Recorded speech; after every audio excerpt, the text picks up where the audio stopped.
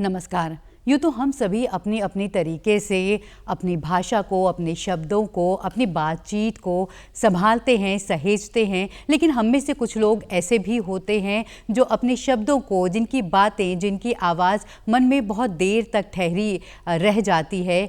हमारे साथ आज ऐसे एक शख्स मौजूद हैं। आज हम जिनसे आपकी मुलाकात कराने जा रहे हैं। 70-80 के दशक में आपकी आवाज़ का जादू हर तरफ सुना जा सकता था। आपकी आवाज़ बेहद मशहूर रही। विविध भारती से लेकर खेलों की कमेंट्री तक, जापान से लेकर मॉस्को तक आपकी आवाज़ के मुरीद आज भी मौजूद हैं। आज हमारे साथ स्टूडियो में मौजूद हैं अश्विनी त्यागी जी। आपका बहुत बहुत स्वागत है। यूँ तो आपकी आवाज़ और से सभी वाकिफ़ है, लेकिन हम चाहेंगे ज़रूर कि एक बार जो इस बातचीत की हम शुरुआत करें वो आकाशवाणी नजीबाबाद केंद्र की उस शुरुआती लाइन के साथ करें। ये आकाशवाणी नजीबाबाद है। अब आप अश्विनी त्यागी से कार्यक्रम विवरण सुनिए।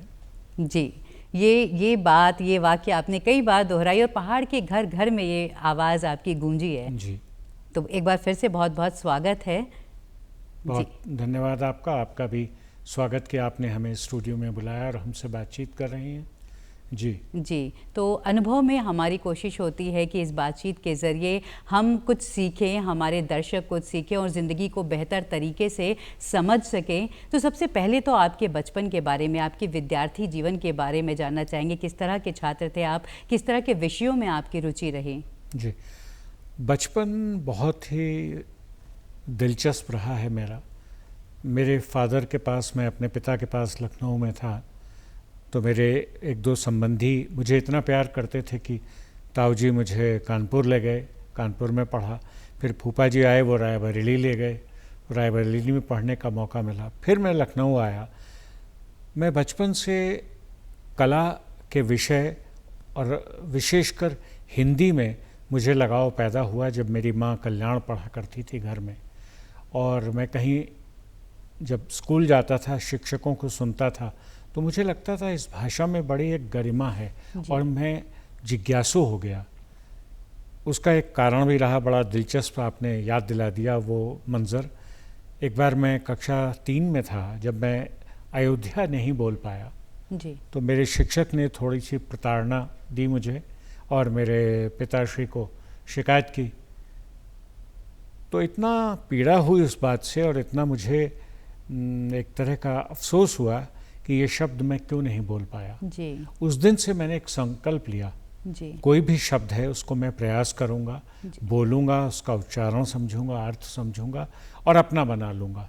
शब्दों से मुझे बहुत प्यार है। मैं शब्द बहुत सुनता हूँ, गुनता हूँ, चुनता हूँ और फिर उन्हीं से कुछ बुनता हूँ। बिल्कुल, उसी से आपकी ये जो लोग परिचित हैं आपके इस प्रतिभा से अच्छी तरह से। जो 70-80 का दशक रहा था, वो देखा जाए तो रेडियो का एक सुनहरा दौर था। आपकी दिलचस्पी किस तरह से रेडियो में हुई? मैं बड़ा ही एक रोचक दौर था। हमें रेडियो का शौक़ लग चुका था। रेडियो हमारे घर में आया था, वो बिजली से चलने वाला रेडियो। जी, तो कभी कभी हम उस पर गाने लगा लेते थे। तो हमारे बड़े एक दो लोग घर में आते थे। एक बार पिताश्री ने डांटा, ये अभी आपकी उम्र नहीं है ये गाने सुनने की। जी, और मुझे गाना भी याद है, दिल दिया दर्द लिया। तो और आप अपनी पढ़ाई कर रहे हैं वो कीजिए। अच्छा, हम हाई स्कूल में जब आए तो हम गणित विषय के लिए एक टीचर थे हमारे, उनके घर जाते थे। एक दिन हम 2-3 छात्र बैठे पढ़ रहे थे और करीब 2 बजे का समय हुआ तो आवाज़ आई, ये आकाशवाणी है, अब आप देवकी नंदन पांडे से समाचार सुनिए।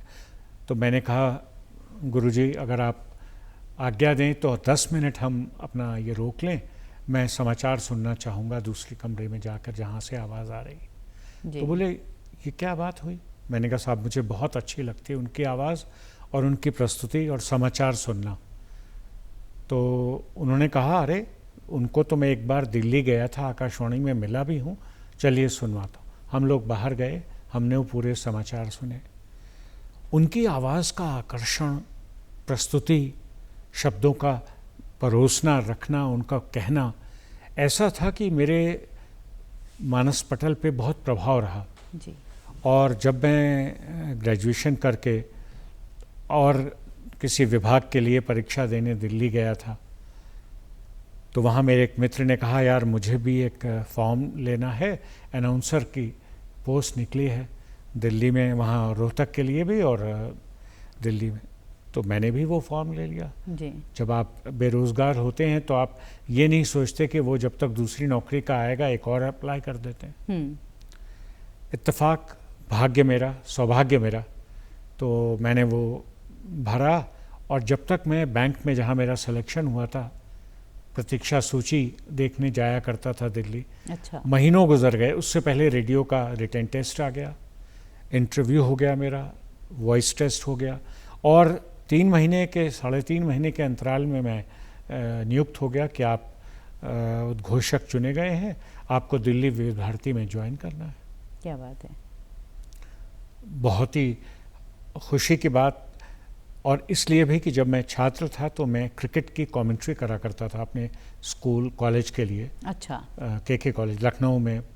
तो जो भी मैच होता था, फुटबॉल हो, क्रिकेट हो, और कल्चरल प्रोग्राम्स में भाग लेता था। लिखने का शौक़ लग गया था, कविताएं जी। तो कल्चरल प्रोग्राम्स में भाग लेता था। हालांकि मैं विज्ञान का छात्र रहा, लेकिन कला में दिलचस्पी थी। लखनऊ स्टेज को देखता था जी। मुझे छोटेपन से स्टेज प्ले करने का मौका मिला। मैंने 7 साल की उम्र में पहला प्ले किया था। लखनऊ में बड़े अच्छे अच्छे कलाकार थे, उनको देखने का मौका। तो वो दिलचस्पियाँ मेरे साथ चल रही थी। जब मैं अनाउंसर बना तो रेडियो में मुझे लगा यहाँ मेरा वो जो शौक़ है और जो मेरी थोड़ी सी मैंने सीखा है कला के क्षेत्र में लिखने पढ़ने से, वो काम आएगा जी। तो मैंने फिर वो ज्वाइन किया और अपना बैंक का वो छोड़ दिया। हालांकि वो फिर घर में किस तरह की प्रतिक्रिया आई? मेरे पिताजी ने कहा, मैं माफ़ी चाहूँगा उनके शब्दों के लिए। हाँ। उन्होंने कहा, आप रेडियो में क्या तबला बजाएंगे? अच्छा। क्योंकि वो यूपी के एक अधिकारी थे, उनको शायद नहीं पता था। मैंने हाँ। कहा, जी अनाउंसर का काम प्रोग्राम करना होता है, मैं प्रोग्रामिंग में जा रहा हूँ। अच्छा, तो ये मैंने कहा, और ये कॉन्ट्रैक्चुअल जॉब है लेकिन सेंट्रल गवर्नमेंट के उसमें है और हो जाएगा। तब तक हम लोग रेगुलर नहीं हुए थे। तो उन्होंने कहा, बहुत अच्छा है अगर ऐसा है और पढ़े लिखे लोगों के बीच आपको उठना बैठना है तो ध्यान दीजिए अपने तलफ़्फ़ुज़ पे और अपनी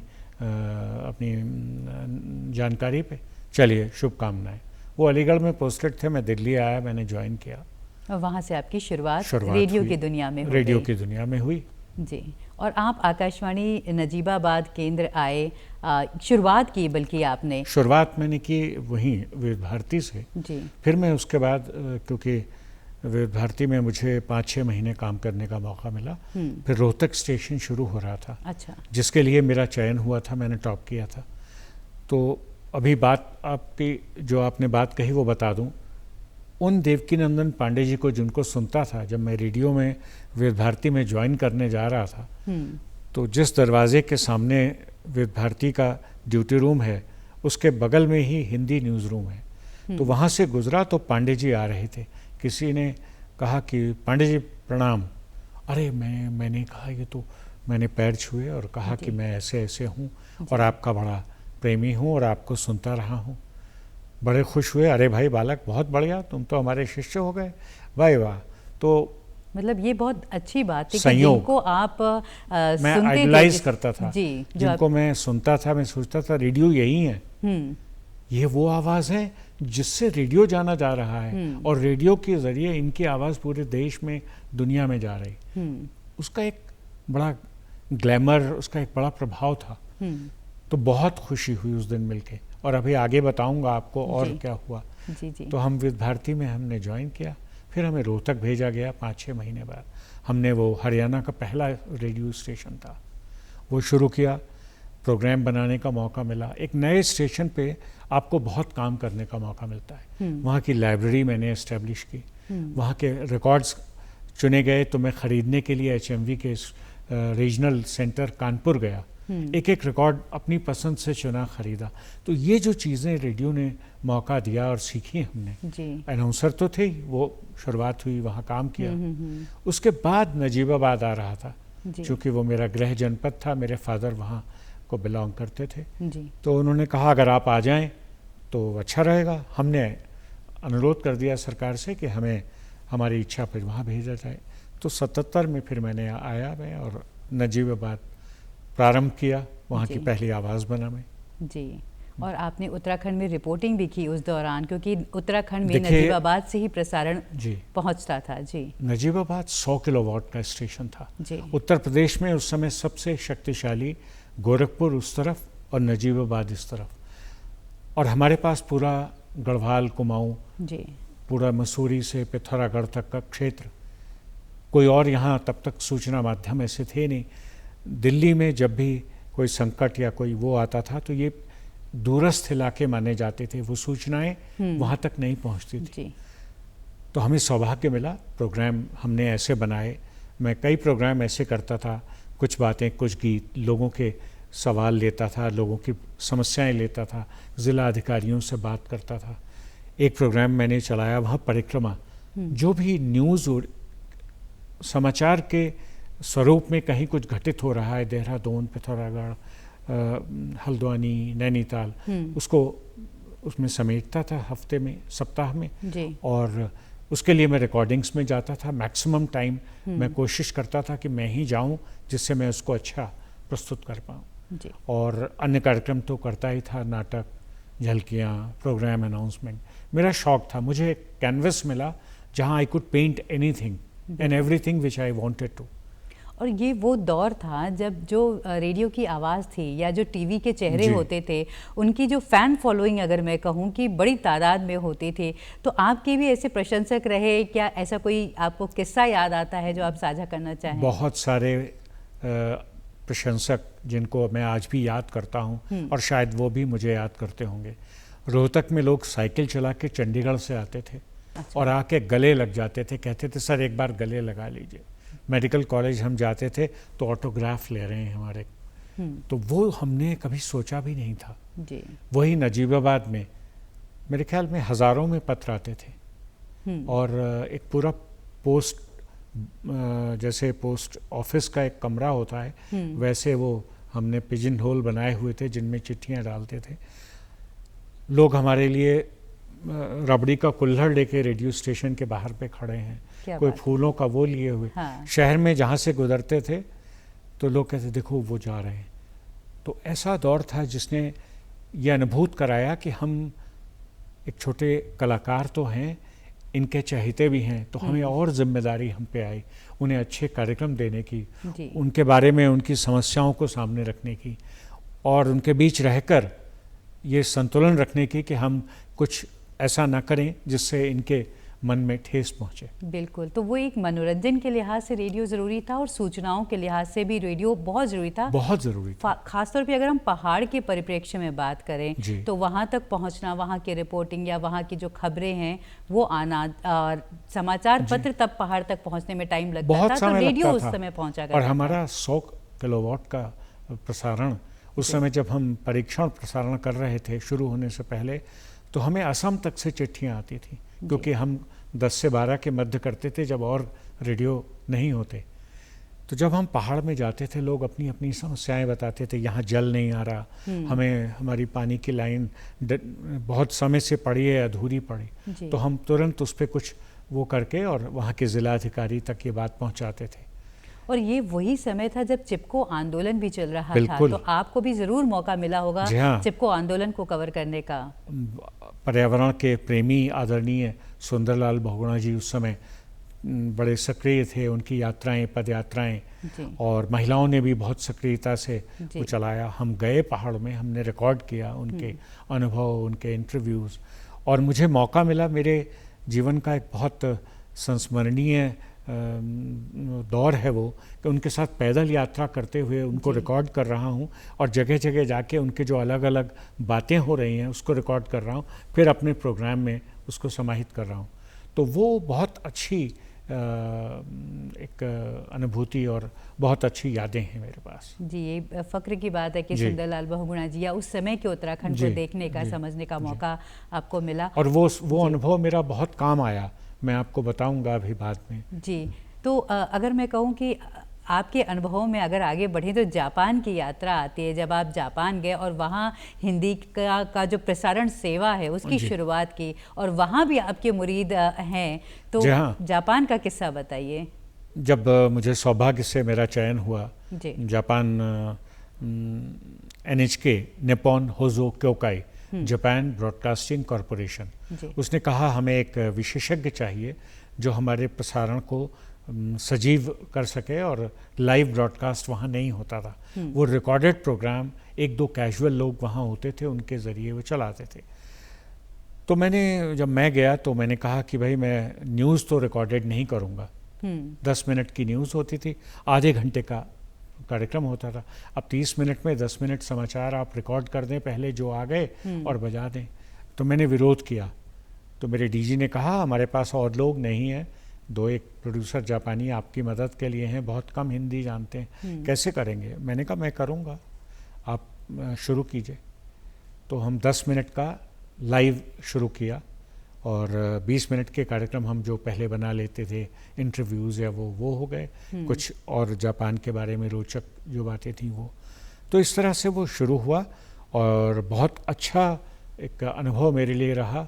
और जापान में मैं समझता हूँ मेरे प्रसारण जीवन में सबसे ज़्यादा समाचार से जुड़ी घटनाएं वहीं हुई। और मुझे मौका मिला कि मैं अपनी क्षमताओं को चुनौती दूं और उनको प्रस्तुत करूं। अगर किसी घटना का जी हाँ, जैसे रशियन डिसइंटीग्रेशन हुआ, USSR वॉज डिसइंटीग्रेटेड, अलग अलग विखंडित हुआ जी। गल्फ वॉर हुई जिसमें जापान की सक्रियता उस तरह से थी कि जापान अंशदान दे रहा था अमेरिका को और चिप्स बना रहा था उन पैट्रियट मिसाइल के लिए। तो जापान की बहुत बड़ी भूमिका थी। हमारे डीजी ने कहा कि भाई हम लोग कार्यक्रम में तो बताएंगे ही, मगर क्या हम समाचारों में बहुत विस्तार से बता सकते हैं गल्फ वॉर के बारे में। तो हमारी मीटिंग में तय हुआ कि हर सेक्शन कोशिश करेगा। तो मैंने कहा करेंगे। तो हमारे सेक्शन में ये तय हुआ कि हम आधा घंटा न्यूज़ कर सकते हैं क्या। मैं तैयार हुआ जी। और वो मेरे लिए अपने लिए बहुत बड़ी चुनौती थी, क्योंकि जो आप तो जानती हैं जो इंग्लिश में हमारे न्यूज़ पूल से जो स्टोरीज आ गई वो 1-2 समय से पहले हमने कर ली, अनुवाद करना पड़ता है। और जो नहीं आई तो मेरे साथी लोग जो प्रोड्यूसर थे वो उसको हाइलाइटर से मेन पार्ट को हाईलाइट कर देते थे और मेरे सामने रख देते थे। मैं पढ़ भी रहा हूँ, उधर भी देख रहा हूँ, फिर उनको लेके अनुवाद भी कर रहा हूँ और प्रस्तुत भी कर रहा हूँ। ये शायद माँ सरस्वती की कृपा थी कि वो निभ गया और 5 महीने मैंने वो चलाया और उसका लिए मुझे बहुत सम्मान दिया। डीजी जापान ने मुझे सम्मानित किया। और हिंदी भाषा भी वहाँ जापान में पहुँची और उसका प्रचार प्रसार हुआ। हाँ, भाषा पहुँची। हालांकि वो प्रसारण तो साउथ वेस्ट एशिया के लिए ही था, भारत, बांग्लादेश, नेपाल यहीं सुनाई पड़ता है। लेकिन जापान में हिंदी का प्रेम बढ़ा, लोगों को हम मिलते थे। NHK इतना बड़ा ऑर्गेनाइजेशन है, 400 लोग काम करते थे। हम तो NHK टेलीविज़न भी वहीं, रेडियो। तो जब मिलते थे बताते थे तो वो बड़े प्रभावित होते थे। उनकी यादें, उनके बड़ों ने जो बताया वो सब बातें होती थी। और उसी समय जापान के सम्राट का निधन हुआ। अच्छा। तो वहाँ कम से कम 70 देशों के राष्ट्रीय अध्यक्ष वहीं उपस्थित हैं और आप उस बीच में उनसे बातें कर रहे हैं और उनके इंटरव्यूज़ भी ले रहे हैं जी। तो वो एक यादगार पल थे। वो ऐसे चुनौतियाँ आपके जीवन में कम आती हैं।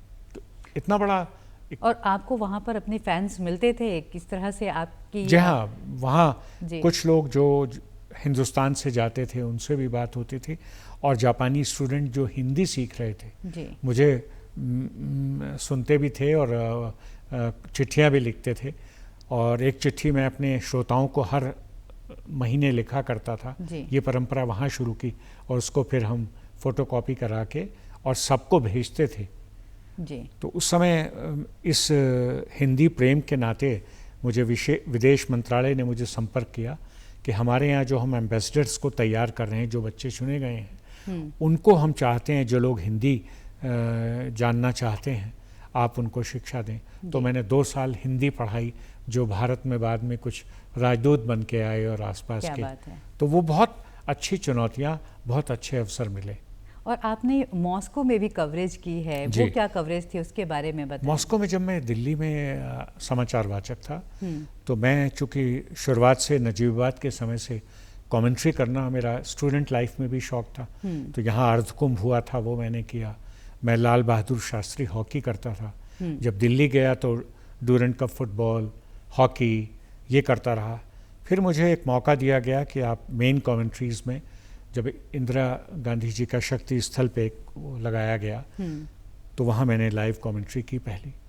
एडमंड हिलेरी से वहीं मुलाकात हुई मेरी, आज भी मेरे उनसे उनके शब्द मेरे पास हैं लिखे हुए। जी। और इस तरह से एक शुरुआत हुई। फिर एक संसद में एक कार्यक्रम में मुझे लाइव कमेंट्री करने का मौका मिला। फिर 15 अगस्त, फिर 26 जनवरी। तो जब मॉस्को में फेस्टिवल ऑफ इंडिया मॉस्को में हो रहा था, तो डीजी ने एक चयन किया, लोगों को बुलाया जो लोग थे। सौभाग्य से मेरा चयन हुआ और मैं मॉस्को आया। ओपनिंग सेरेमनी में इंग्लिश के कमेंटेटर थे, हिंदी के एक सहायक थे, एक 2 लोग और थे, सुनीत टंडन, रिनी सायमन, ये सब हम साथ गए थे। तो वो जब किया तो वो सौभाग्य से 7-8 दिन रहे वहाँ। इतना अच्छा लगा। जिस होटल में हम थे, बगल के कमरे में आशा भोसले जी हैं और ओम पुरी जी ठहरे हुए हैं। एक फिल्म की शूटिंग थी, शशि कपूर आए हुए। तो 7 दिनों में बड़ा अच्छा अनुभव रहा। हम वापस आए, उसके बाद फिर ये सवाल उठा कि रिपोर्ट फ्रॉम मॉस्को अगर की जाए तो अच्छा है। मैंने वॉलंटियर किया, मैं जाऊंगा। तो बीच बीच में मैं मॉस्को जाता रहा जी। और मैंने रिपोर्ट फ्रॉम मॉस्को की और 15 मिनट का एक प्रोग्राम बनाता था, वो भेजता था। और किस तरह के प्रोग्राम करने में आपकी खास तौर पर रुचि रहती थी? जिससे कि लोगों के भावनाएं, बातें और उनके अनुभव को लेके समेट के एक डॉक्यूमेंट्री के रूप में, एक रेडियो न्यूज़ रील के रूप में मैं प्रस्तुत कर पाऊँ, वो मुझे बहुत अच्छा लगता है। अलग अलग लोग क्या सोच रहे हैं, महिलाएं हैं, बच्चे हैं, पुरुष हैं, वृद्ध। मैं कहूँगा कि जो कुछ मैंने सीखा, आभार है आकाशवाणी का, क्योंकि उसी के माध्यम से इतने लोगों से मिलने का मौका मिला। किसान, मजदूर, नेता, अभिनेता, कलाकार, खिलाड़ी, तो वो आपको बहुत कुछ दे जाते हैं। जी। आप जब मिलते हैं, बात करते हैं, तो आप सीखते हैं। और आपने लिखा भी बहुत है, आप लिखते भी रहे हैं, आपने पढ़ाया भी है, तो आपने बहुत तरह के अलग अलग तरह के काम किए हैं। बस मेरा मैं कहूँ, मैं शौक है, मुझे अच्छा लगता है, मैं काम करना मुझे बोझ नहीं लगता। I still at this age enjoy working 10 hours. तब मैं 18 घंटे काम करता था, अब थोड़ा क्षमता कम हो गई। तो लिखने पढ़ने का शौक चूँकि था, तो मैंने कोई मास कॉम नहीं किया है। फिर भी मैं 2 कॉलेजेस में डीन रहा हूँ, मास कॉम पढ़ाया है और इंटरनेशनल कम्युनिकेशन, अपना कॉन्स्टिट्यूशन लॉ और रेडियो टेलीविज़न, ये मेरे फेवरेट सब्जेक्ट रहे हैं। हाल ही में आपने नेशनल गेम्स के लिए कमेंट्री भी की। जी। तो यहाँ उत्तराखंड में राष्ट्रीय खेलों का आयोजन हुआ, बड़े सौभाग्य की बात है। अवसर मिला, मैंने उसके आंखों देखा हाल सुनाया। और इससे पहले अभी कुंभ हुआ था, जब महाकुंभ, तो उसका भी हमने मुख्य स्नान का प्रातःकाल में आंखों देखा हाल प्रस्तुत किया था। तो इन सब के पीछे आपकी लाइफ की फिलॉसफी क्या है कि जिस तरह से आप बिना थके, बिना रुके अभी भी काम कर रहे हैं? रुक जाना नहीं तू कहीं हार के, कि कांटों पे चल के मिलेंगे साए बहार के। मुझे गाना नहीं आता, पर ये मेरी फिलॉसफी है। किशोरदा का ये गीत मेरे दिल के बहुत करीब है और मैं अपने आप को इसके बहुत करीब पाता हूँ। मैं चलता रहता हूँ, मैं बहता हुआ आदमी हूँ, मैं रुकता नहीं हूँ। मेरी कविता है कि जिस दिन रुक जाऊँगा उस दिन चुक जाऊँगा। अरे वाह। और जो वक्त बदला है, जैसे रेडियो पहले था जिस समय आप थे, जिस समय अब है, बहुत तरह से तकनीक के भी बदलाव आए। रेडियो एक बार टेलीविज़न आगे आ गया, फिर अब पॉडकास्ट दोबारा वापस आ गए, एक बार फिर लोग रेडियो की तरफ आकर्षित हो रहे हैं, इंटरनेट के ज़रिए रेडियो की तरफ आकर्षित हो रहे हैं। क्या कुछ बदलाव आप पाते हैं इस पूरे अनुभव में? और ख़ास तौर पे भाषा के स्तर पे या युवा पीढ़ी के लिए आप क्या कुछ कहेंगे इन बदलावों को देखते हुए? देखिए, रेडियो ने देश को जोड़ा, देश को सूचनाएं दी, सांस्कृतिक आभास दिया, सांस्कृतिक कार्यक्रम दिए। रेडियो ने हमारे देश में कम से कम बहुत बड़ी भूमिका निभाई है। और जब रेडियो का चरम था, हम तो उस ज़माने में गए, शीर्ष पे था। और बाद में हमने देखा, जब हमने रेडियो छोड़ा, कि लोग कहने लगे रेडियो ख़त्म हो रहा है। एफएम शुरू हो गया था। एफएम उतना संजीदा नहीं था, भाई फिल्मी गाने ज़्यादा होते थे। लेकिन हम ये कहते थे, और हमारे गुरु लोग पांडे जी कहा करते थे, हमने एक बार सवाल किया उनसे, हमने कहा पांडे जी रेडियो तो ख़त्म हो जाएगा। तो बोले नहीं, विधा बदल सकती है, तकनीक बदल जाएगी, संप्रेषण, कम्युनिकेशन, संचार कभी नहीं बदलेगा। ये तो जब तक सभ्यता है, आदमी आदमी से बात करेगा जी। और एक आदमी सामने तो एक से बात करेगा, लेकिन एक को अगर हजारों से करनी है तो क्या करेगा। बिल्कुल। तो बहुत अच्छी बात उन्होंने बताई थी। और रेडियो स्वरूप बदल रहा है। आपने देखा, एफएम पॉपुलर हुआ, अब पॉडकास्ट आ गई है, अब फिर वही बातचीत होने लगी जी। और उस बातचीत को हजारों लोग सुनते हैं, हजारों लोग देख रहे हैं। तो वो विधा का तकनीकी रूपांतरण कह लीजिए, शब्द वही हैं, संप्रेषण वही हैं, भाव वही हैं, कहना भी वही है और सुनना भी वही है। तो वो नहीं बदला। आदमी, मानवीय संवेदनाएं तो वही रहेंगी जी। तो वो रहेगा। और युवाओं के लिए ये बहुत बड़े अवसर हैं। हमारे ज़माने में तो एक छोटा सा दायरा था, रेडियो में चले जाओ या टेलीविज़न में, अगर किसी की दिलचस्पी है प्रसारण में, या अखबारों में काम कर ली। अब तो डिजिटल मीडिया और ऑनलाइन मीडिया, इतने एवेन्यूज़ हैं, इतनी ज़्यादा तकनीकी बदलाव हुए हैं कि हम लोग बहुत पिछड़ गए हैं। और आजकल के बच्चों को ये मौका है, उनके पास ये प्लस एक है उनके लिए, कि वो इसको जानते हैं, इस तकनीक से जुड़ के अपने लिए जीवन में कुछ नया कुछ कर सकते हैं। और जो लोग इस विधा से जुड़े हुए हैं, उनको क्या कुछ सीख, क्या कुछ सबक देना चाहेंगे आप, कि किस तरह से अपने आप को और बेहतर बनाएं? देखिए, मैं सबक तो क्या दूंगा, लेकिन मैं सलाह दूंगा। हाँ। कि देखिए, मैं शब्दों की पूजा करिए, शब्द को अपना बनाइए। मैं हर रोज़ 2 शब्द लिखता था और उनके अर्थ और उनका उच्चारण देखता। तो जब मैंने 2-3 साल ये काम कर लिया, तो बहुत सारे शब्द मेरे हो गए डिक्शनरी में। फिर कम शब्द ऐसे रहे जिनका अर्थ मुझे ना पता हो। तो शब्दों को अपना बनाइए, पढ़िए। चंदा मामा भी, चार्ल्स डिकेंस का टेल ऑफ 2 सिटीज़ भी, इब्ने सफ़ी का उपन्यास भी, और कल्याण भी, और गीता भी, और जो भी आप पढ़ें, पढ़ा हुआ कुछ बेकार नहीं जाता। जब आप कार्यक्रम करते हैं, कहीं कुछ लिखते हैं, वो सब आपके काम आता है। कहाँ रेफरेंस, कहाँ उसका धरातल देता है वो आपको। तो आज के युवाओं को मेरा ऐसा कहना है कि खूब पढ़िए, खूब सुनिए, और कोशिश कीजिए। कोई अच्छा बुरा नहीं होता कि मैंने लिखा कि ये तो ख़राब। आप धीरे धीरे अभ्यास करेंगे, लोगों से सलाह लीजिए। कभी ये मत सोचिए ये मुझे टोक रहा है। मैं आज भी सीखता हूँ, मैं आप जैसे लोगों से पूछता हूँ क्या ये ठीक है, ये ऐसा है। क्योंकि सीखना तो एक सतत प्रक्रिया है और आप सीखेंगे तो आगे बढ़ेंगे। तो युवाओं के लिए तो मैं कहूँगा, भाई ज़िंदगी आपके सामने है, आपकी अभिलाषाएं, आपके सपने लेके इस पे लिखिए। इस कैनवास पे आपके पास तकनीक है, हौसला है, हिम्मत है, और हम सब की दुआएं हैं। जी बिल्कुल, आप हमारे स्टूडियो में आए और हमारे साथ अपने ये अनुभव साझा किए, इसके लिए आपका बहुत बहुत धन्यवाद। आपका भी बहुत शुक्रिया, और मैं पुनः शुभकामनाएं देते हुए नमस्कार। जी, तो अश्विनी त्यागी जी के अनुभव अभी हम देख रहे थे कि किस तरह उन्होंने शब्दों को अपने संभालने की बात कही, पढ़ने की बात कही, अपनी दिलचस्पी को उन्होंने फॉलो किया और देश दुनिया में अपनी आवाज़ और हिंदी भाषा का मान बढ़ाया। कार्यक्रम में इतना ही, नमस्कार।